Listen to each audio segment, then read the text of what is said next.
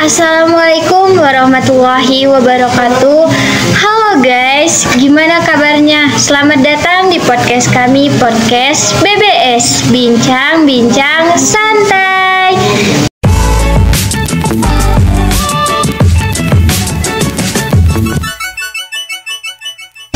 Oke, dalam pembahasan kali ini saya akan membahas tentang perundungan. Kalian tahu nggak sih perundungan itu apa? Perundungan adalah sebuah tindakan atau aksi seseorang yang menyakiti orang lain.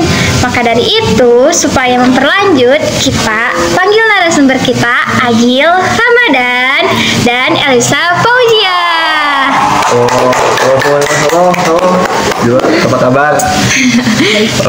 Ya baik. Gimana kak kabarnya kak? Kabarnya baik, lumayan. Agak kurang tidur, banyak tugas. Tapi baik, oke. Oke, kak gimana kabarnya kak? Baik juga, alhamdulillah. Alhamdulillah. Hari-harinya gimana nih kak? Di rumah ngapain aja?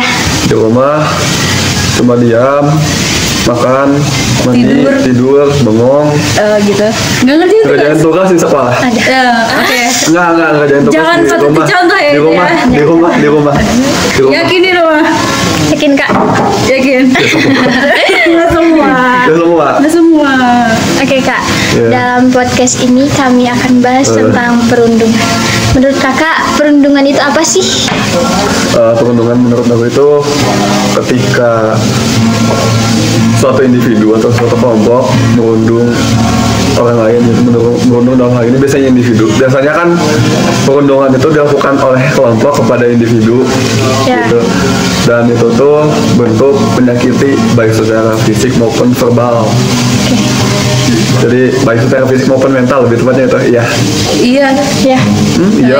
Ya. Iya. Kak Elisa gimana perundungan tuh? Perundungan tuh suatu bentuk penindasan atau kekerasan terhadap seseorang atau suatu kelompok gitu kan.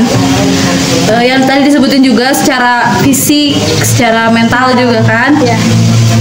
Dan itu tuh mengakibatkan apa ya? Penderitaan juga ya terhadap korbannya. Iya. Iya kan? Iya, penderitaan. Dan itu tuh diulangi secara terus menerus. Kalau tidak ada apa ya? Apa namanya? Kalau tidak ada suatu pendamping gitu loh. Iya. Oke. Kalau dalam kehidupan Kak Agil nih, Kak Agil pernah sih ngerasain perundungan gak sih? Enggak, aman, nggak pernah dibully, bebas. Aman. Bebas bully. lah. Lalu gitu. Bebas bully. Oke. Bebas Aman. bully, guys. Aman. Berapa? Kalau Kak Elisa pernah nggak Kak?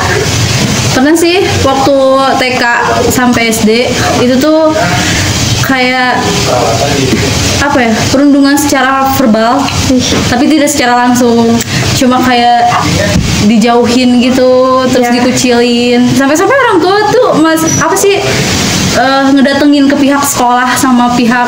Parah banget sih ya. Iya, parah banget. Rasanya tuh kakak gimana pas dibully tuh? Aku sih orangnya bodo amat, jadi ya udah bodo amat aja. Cuma kayak emang ngerasa sakit hati, jadi malas gara-gara itu, ya begitu. Kasihan. Oh gitu ya, iya. Iya, Emang kasihan kasihan banget kan? sekali. Iya, kasihan sekali.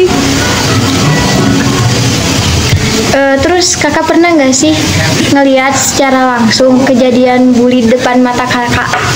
Oh, itu. Ya. Pernah. Tindakan yang kakak gimana? Pernah. Tindakannya karena biasanya bully dilakukan oleh kelompok ya. Ya. Oh, Jadi ya. kita cuma bisa mendampingi orang yang dibully. Kalau buat melawan kelompok tuh agak susah gitu kalau kita sebagai Yes. individu gitu. Paling agak main belakang gitu. Agak main jalur belakang. Kalau Kak Elisa? Sebenarnya nggak pernah ngeliat, tapi pernah ngalamin gitu. Terus menurut kakak setuju nggak sih kalau bully itu disebabkan karena latar belakang keluarga? Latar belakang keluarga yang seperti apa maksudnya? Kayak misalnya tuh keluarga dia tuh kekurangan nih ya akan biaya sekolah Finansial misalnya gitu. ya. Nah terus dari situ tuh dia tuh nggak bisa beli baju seragam atau apa, beda dari yang lain pokoknya. Ya, Ketinggalan jauh. Terus mereka tuh dengan enaknya mereka tuh bilang bahwa dia tuh gini lah. kalau menurut aku ya jelas harus kita sepakati kan, perundungan itu menyakiti seseorang secara fisik maupun mental. Harus kita sepakati menyakiti itu adalah sebuah kesalahan ya. Jadi menurut aku jelas semua perundungan itu kesalahan, dan dalam hal ini perundungan yang disebabkan latar belakang oleh keluarga jelas adalah sebuah kesalahan, karena kita tuh tidak bisa merundung orang karena dia tuh punya latar belakang keluarga yang jelek, entah kayak miskin, maaf ya, Benar. kayak miskin atau enggak, bahkan latar belakangnya Maaf ya dipotong, tapi latar belakang keluarga tuh belum tentu semuanya. latar belakang keluarga itu ya semuanya. Enggak, maksudnya gimana ya, jadi enggak terpatok ke dalam latar belakang keluarga gitu loh.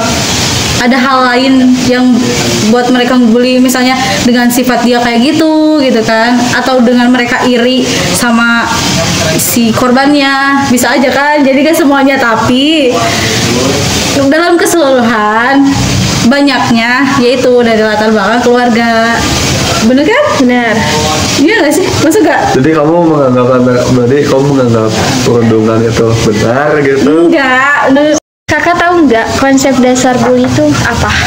Konsep dasar bully, kalau menurut konsep dasar berarti kayak sesuatu yang bisa memang mendasar sifatnya, dan memang seterusnya yang diidentifikasi sebagai bully itu adalah hal itu ya. Jadi kita tuh harus balik lagi ke masa lampau. Mungkin di sini aku mau ngambil materi dari bukunya Yuval Noah Harari yang judulnya itu Homo Sapiens. Jadi kan kita sebagai manusia itu, kalau menurut teori evolusi disebutin kalau kita itu berasal dari ya pokoknya gitu ya. Dan kita tuh kebagi jadi ada yang manusia, ada yang Neanderthal, Homo javanicus, dan yang lainnya Soloensis gitu. Nah, kalau misalnya menurut Yuval Noah Harari itu, kenapa manusia bisa jadi cuma satu itu? Karena manusia sepanjang peradaban itu membantai spesies manusia yang lain, kayak Neanderthal, Homo soloensis, Homo javanicus, gitu. Nah, berarti perundungan itu aku menganggap kayak hal yang menganggap orang lain itu lebih rendah, sampai menghilangkan hal yang menganggap kayak dia itu lebih rendah. Jadi kita tuh boleh memperlakukan orang itu seenak kita gitu. Menurut aku kayak gitu. Oke. Menurut kakak nih ya. Apaan sih? Ya, Menurut kakak nih, misalnya si pelaku pembuli, terus dia tuh ngebully dari kecil, sampai dewasanya tuh ke bawah nggak sih perilaku dia ngebully itu? pengalaman aku ya. Pasti ke bawah ya? Enggak dong. Iya lah. Pengalaman nggak nih ya, sepengalaman aku. Iya. Orang ngebully itu biasanya nggak ke bawah sifatnya itu, karena dia tuh semakin dewasa semakin gak enak. Jadi ketika ngeliat orang yang dulu pernah dia bully itu, dia jadi gak enak ngebully. Nah, Soalnya aku juga ada teman-teman yang orang bekas-bekas orang ngebully gitu, orang ngebully. tapi intinya gimana orangnya sih nggak? Orangnya Ya. biasa aja sih orangnya. Jadi pesan buat teman-teman ya. Jadi bully itu tidak baik, tidak menguntungkan bagi kita dan orang lain jelas, karena ketika ngebully itu kita pasti menghabiskan tenaga. Gak mungkin kan habisin tenaga buat ngebully orang lain gitu, capek-capek. Mungkin tidak sih dari aku ya. Lebih baik gak usah ngebully aja gitu kan. Iya. Pokoknya stop bully guys, stop.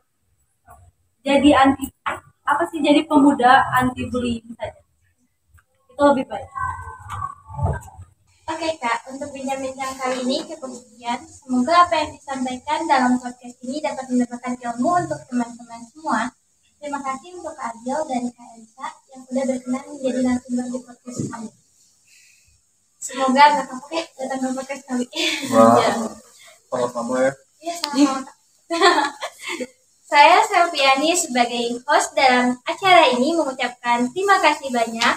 Sampai bertemu di podcast selanjutnya. Bye-bye. Remaja hebat.